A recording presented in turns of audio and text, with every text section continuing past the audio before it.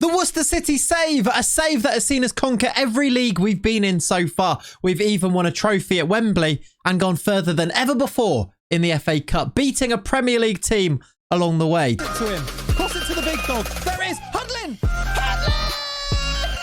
That's scored. 1-0 full-time. Giant killers, Worcester City. Today, though, let me tell you how season 4 has gone.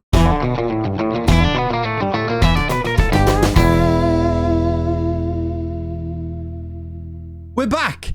Yeah, I know it's been a while, but it's been 84 years.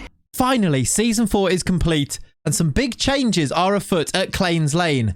Or should I say, the Victoria Ground. Yeah, with promotion to the Vanarama National League, we've been booted out of the city again. You know, after fighting so hard to play our football there again. We've been relocated to Bromsgrove to appease the suits that run the league. Apparently Claines Lane wasn't big enough. And I mean, to be fair, looking at it, I can see why they thought that. Also, with this news, our esteemed owner, Steve Good, fresh from his Texan holiday, decided he couldn't be asked with the half-an-hour commute and promptly sold the club. It would seem that bringing in £1 million plus in revenue from the FA Cup run last year makes the club a little bit more appealing to investors. Farewell, Steve. Enjoy your future US adventures and happy retirement. Welcome Tom Naylor and his Maltese mate, Darren. They've come in and, frankly, not a lot has changed, to be honest. But with a new league to now attack, I started where I always start, bringing in some new transfers. Welcome to Tom Owen-Evans, Harvey Collins to play in goal, Charlie Harvey as a young striking option, and Dan Happy. He is very happy, and he makes me very happy because he's 6'5", and you know how I feel about big, tall men. That doesn't sound... We were rocked, though, early in the transfer window by the alarming development that our star midfielder, Jamal Owadani, he was the one that we couldn't quite believe how we managed to get him earlier on in the save. How the bloody hell have we convinced him to come and sign for Worcester City? Look at him. He decided to leave. With this in mind, a master stroke struck. Admittedly, with a little bit of help of the Twitch chat. And I think we could probably loan him back. Do you know what we almost certainly could do? 200k plus sell-on fee plus loan back. Should we try and do that? We came up with a plan to be able to keep him at the club. If we could include a loan back clause in any transfer sale, we'd be able to keep hold of him and bring in that big transfer fee. Have our cake and eat it, if you were. And we managed it too. Big shout out to Blackpool for obliging with that. We'd keep Jamal Owadani here for another season. And he is still... I still don't... How did we get him? Look at him. There was also big interest in our star left back, Regan Clayton. No relation to me. I don't think anyway. And he ended up going to Millwall for a cool £220,000. It was annoying to lose these players, but that type of money was sensational to bring in, and I swiftly reinvested it by asking the board to improve our training facilities, which they said yes to. Nice one, Tom. That was also something I'd promised to a number of our players too, so it was good to get them to say yes. This summer also saw a fair few of our players leave at the end of their contracts. Luciano Doria Henry, Harry Lewis, Freddie Bell and Bailey Spencer-Adams all departed the club. Thank you very much for your service, but see you later, lads. With some of these new signings in then and the squad looking like this, I did go and check the season preview for the year and, well, yeah, we were 4-7 favourites once again. It feels like it's going to be another one of these seasons, and it was.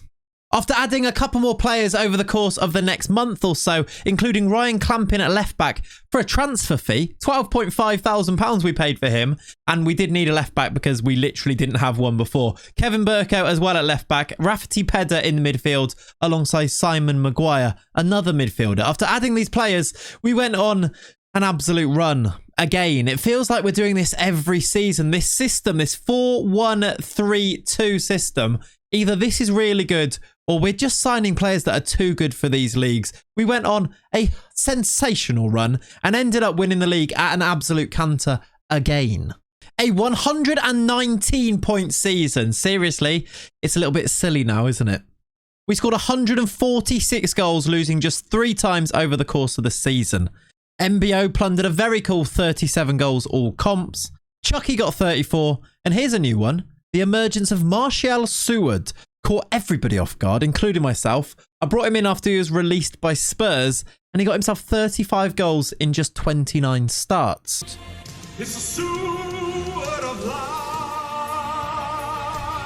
His performances easing the sad news that Chucky looks to be off at the end of the season. It's actually a bit annoying. I promised we'd improve the training facilities, which we actually went and did. We improved the training facilities, but the promise didn't end until the end of the season, and he wouldn't talk to me about a new deal until that was completed, by which point he decided that he was going to explore his options. So now it looks like he's off. Sad. It's a sad end to a real hero of this save, but at least we'll always have the song. His name's Chucky. He's a star. Better news is that Blackpool have agreed to let us have Uwadani again for next season, so much obliged, Blackpool. He was insane again this year. He scored 22 goals from centre mid. What a player. How do we have him? I don't understand how we got him.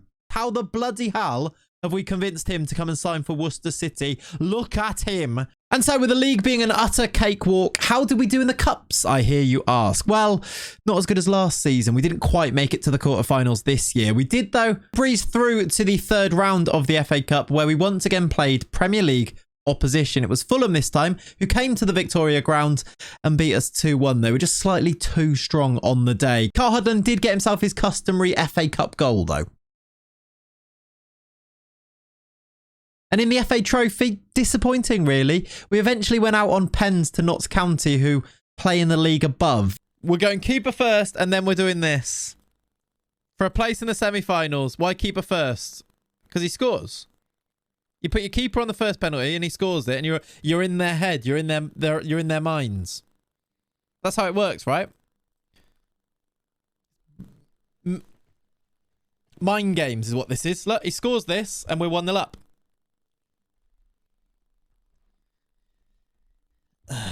We've lost.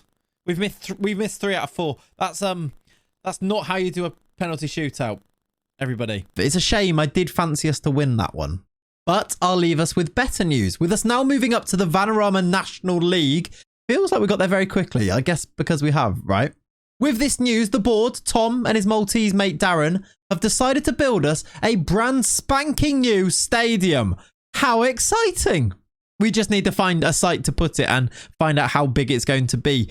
Guesses in the comments down below of what you think this one's going to be called. The best one, maybe I'll read it out next episode. And next episode, I will see you at the end of season number 5, though. If you want to watch this live, you should join us over on Twitch. It's twitch.tv/Clate, and I stream this save every weekend from 10 AM. I guess, thanks for watching. I'll see you next time. See you later.